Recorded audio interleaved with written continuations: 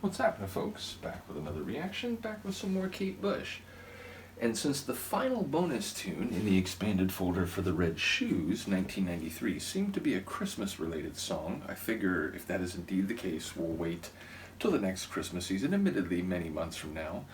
But in the meantime, we'll jump ahead to Ariel 2005. Now, I remember people talking about a large gap in her album discography, and I don't actually remember in the moment all that was said about that, but obviously 12 years from an artist who had been putting out albums at least, every few years prior to that point is a pretty notable gap.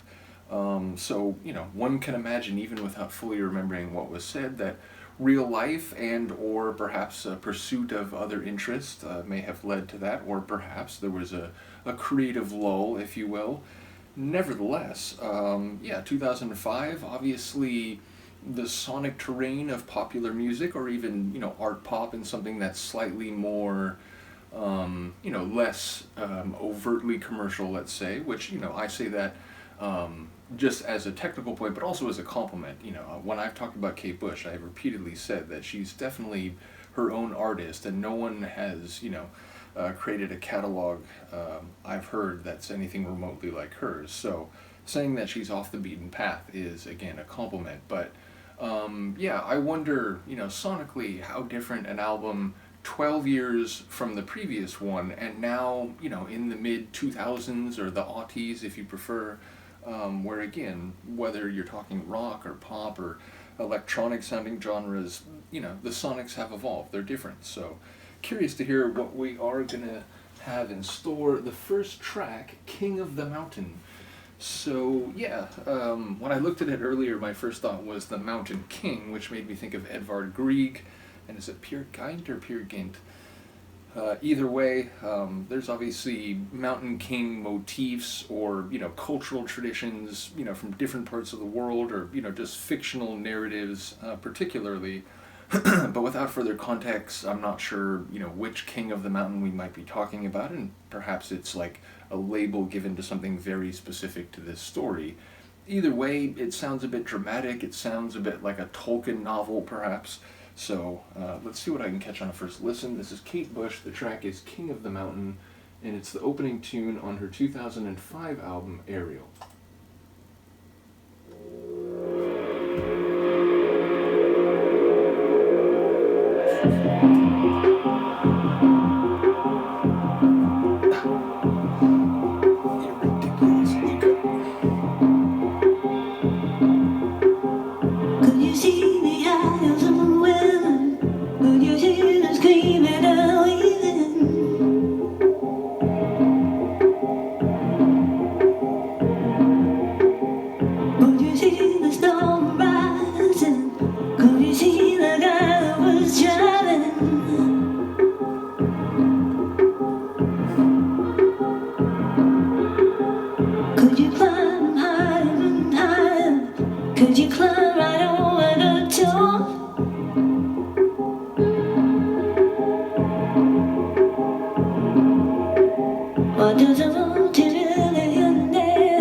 Fill up his home with priceless junk.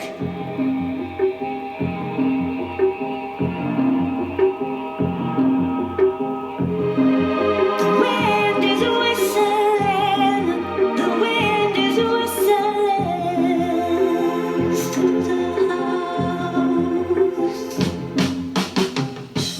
Love is how you have it somewhere, looking like a happy man.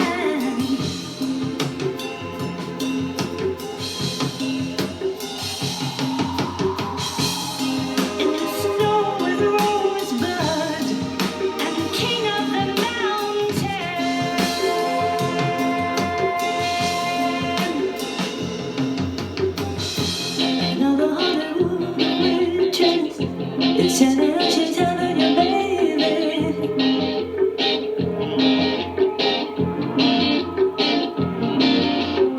And if you open up your eyes, and you will rise again someday.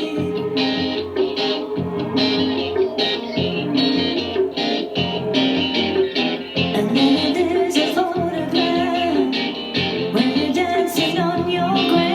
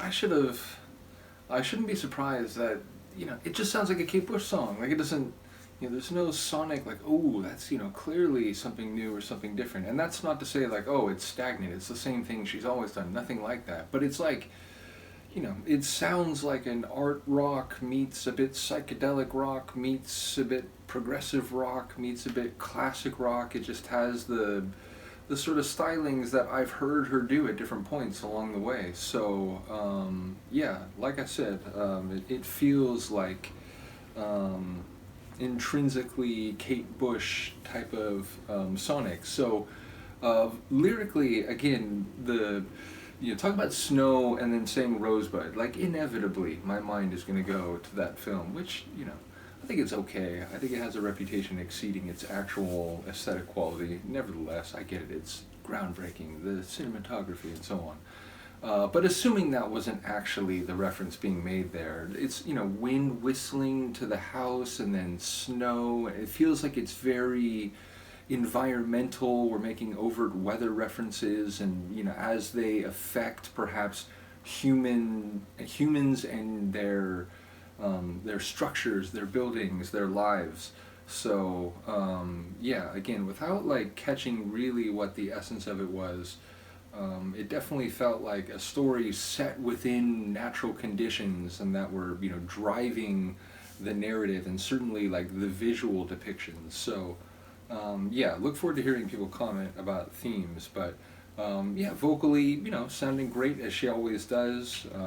There's no moment where she blew my mind in a sort of like what am I even hearing? But I will say those extensions of the like title phrase and the one where she did it double long, like she got to the end of what seemed where she was going to cut it, and then she pushed into like another extension. That was really cool. I really loved that moment. So yeah, really cool opener. It feels like I haven't missed a beat, or like there's nothing that's dramatically changed. Now I get it, like I'm coming back to this, a couple weeks after hearing the final tune from like the '93 era.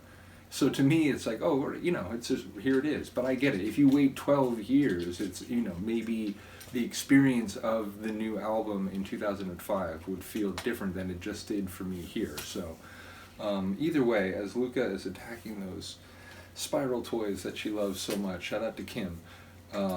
Yeah, I look forward to hearing people's comments about this album more generally, as well as this tune specifically. As always, shout out to Seb for sharing everything. And again, assuming the track, the final one in the previous folder, is indeed a Christmas song on some level, even if not like, in a more traditional sense where it's, kind of a carol and sing-along type of song, I figure I'll wait till December. So either way, let me know what you think of this. Shout out to all the Kate Bush fans. I appreciate your patience and enthusiasm and all the information that Tommy and all the others provide. So big shout out to all of you. Let me know what you think. And Luca and I will see you next time. Peace.